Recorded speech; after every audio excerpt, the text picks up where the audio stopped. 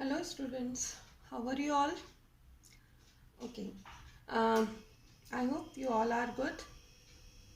This is the last lecture, third and the last lecture of resources and development. Last topic जो हमने लिया था वो land resources का लिया था और हमने पढ़ा था लैंड डिग्रेडेशन के बारे में। आपके बुक में क्लासिफिकेशन ऑफ सॉइल दिया है, बट उसके पहले हम जो है वो सॉइल इरोशन देख लेते हैं।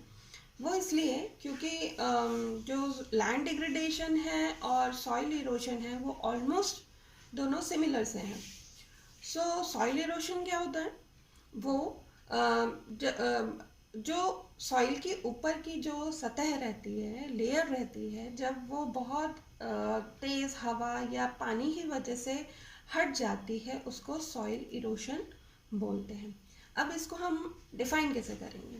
The denudation of the soil cover and subsequent washing down is soil erosion. So अब इसके रीजंस हम देख लेते हैं। जो मेन रीज़न है वो है डिफॉरेस्टेशन, ओवरग्रेज करना, overgrazing, construction, mining, defective method of farming etcetera. Defective method of farming मतलब गलत तरीके से जो है वो खेती करना। ओके, नाउ मेजर्स कंट्रोल जो सॉइल इरोशन को कंट्रोल कैसे किया जा सकता है? So control overgrazing, afforestation, proper method of farming, constructing suitable dams, etc. Is it? Now come to the next topic of classification of soil. So हमारी soils को 6 part में डिवाइड किया हुआ है। 6 टाइप्स की हमारी सॉइल्स होती हैं। That is the alluvial soil, black soil, red and yellow, laterite soil, arid soil, forest soil. So first we will talk about the alluvial soil. So alluvial soil कौन सी होती हैं? बेसिकली ये आपके जो नॉर्दर्न पार्ट है वहाँ पर, नॉर्दर्न प्लेन्स हैं वहाँ पर ज़्यादा फाउंड होती हैं, और जो रिवर डिपॉजिट्स होते हैं उनसे ये फॉर्म होती हैं।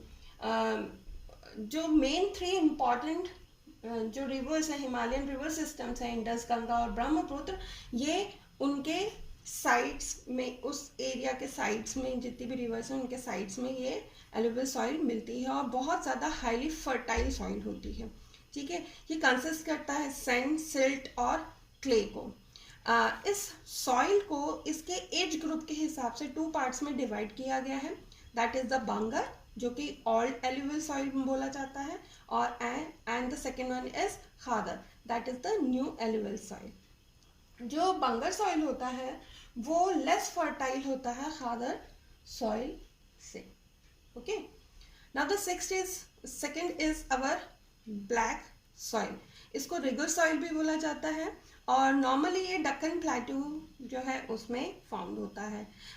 बेसिकली इसको बोला जाता है जो भी लावा फ्लो हुआ है उसके बाद में ये मेड अप होती है। बेसिकली ये आइडल है आपकी कॉटन कल्टीवेशन के लिए, और बहुत ज़्यादा जो हायर कैपेसिटी होती है इसका जो मॉइस्चर है उसको होल्ड करने के लिए। ठीक है, इसके अंदर आपको लाइम, पोटाश, मैग्नीशियम, कैल्शियम, ये सारी चीज़ें, कैल्शियम कार्बोनेट और ये सारी चीज़ें इसमें फाउंड होती हैं सॉइल के अंदर। Now the next is red and yellow soil.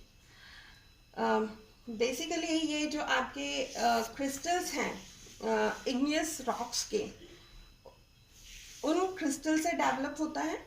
ठीक है, और ये ऐसे एरियाज में मिलता है जहाँ पर लो रेनफॉल होता है। बेसिकली ये ईस्टर्न और साउदर्न पार्ट्स जो हैं डक्कन प्लेटू के वहाँ पे फाउंड होता है, स्पेशली उड़ीसा, छत्तीसगढ़, इन जगहों पर ये मिलता है सॉइल।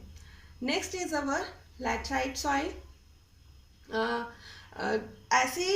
ऐसे एरियाज जहाँ पर बहुत ज़्यादा हाई टेम्परेचर और हाई रेनफॉल होता है वहाँ पर ये फाउंड होता है।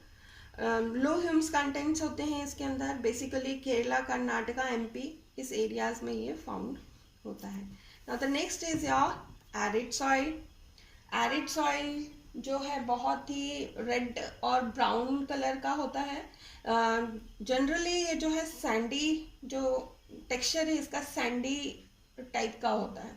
ठीक है, सॉल्ट कंटेंट होते हैं इसमें, इसमें भी मॉइस्चर और ह्यूमस जो है वो नहीं होते।